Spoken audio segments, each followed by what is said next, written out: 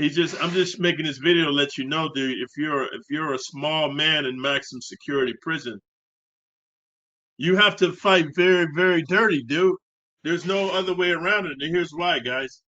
I know I've been watching on YouTube a lot of these MMA, UFC guys end up going to prison, and most of them is like, in the lightweights or the welterweights or the bantamweights. They small dudes like Mighty Mouse.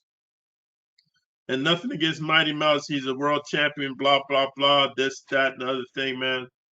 But I'm here to tell you, man, if you think that Mighty Mouse can beat Brock Lesnar, dude, or Kimbo Slice, or John Jones, bro, or Randy Couture, or who's the guy I don't like? Rampage Savage. That motherfucker's an asshole. I did a movie with him, dude. Asked him for an autograph. He told me to get the fuck out of his face, man. So I was with my homeboy. We did Japanese Jiu-Jitsu together for the last 20 years, dude. We did Commando Krav Maga, and he used to go to my cage fighting events. I never turned pro because it wasn't in the cards for me.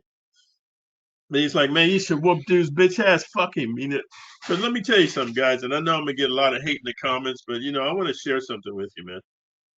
John Jones is a very respectable UFC heavyweight champion, dude. Uh, Mike Tyson was a very respectable heavyweight boxer, dude. Uh, who else can I talk about? Mighty Mouse is a very respectable MMA guy. But if you think they're the baddest motherfucker on the planet, man, you got another thing coming, man. Let me tell you something. In professional sports, there's politics, dude. There's gambling, dude. There's handling. What is handling? Handling means that your manager picks the fights. Like there's a bunch of fighters lined up to be next to fight.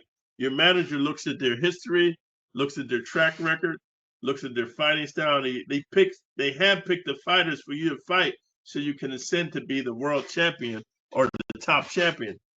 If you don't believe it, dude, you need to start doing the history of things, bro. There's a movie you can watch called what's the one with Ving Rhames and Wesley Snipes? They're in prison and Undisputed.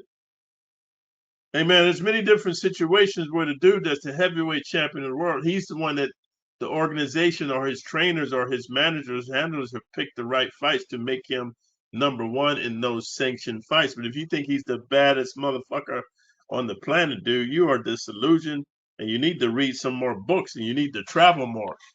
So with that being said, what I'm saying is, dude, my homeboy was like, hey, you should whoop his bitch ass, man. Cause hey man, let me tell you something. Just cause you're a UFC world champion, whatever, that don't mean you're the baddest motherfucker on the street fight, man. Let's be clear, guys.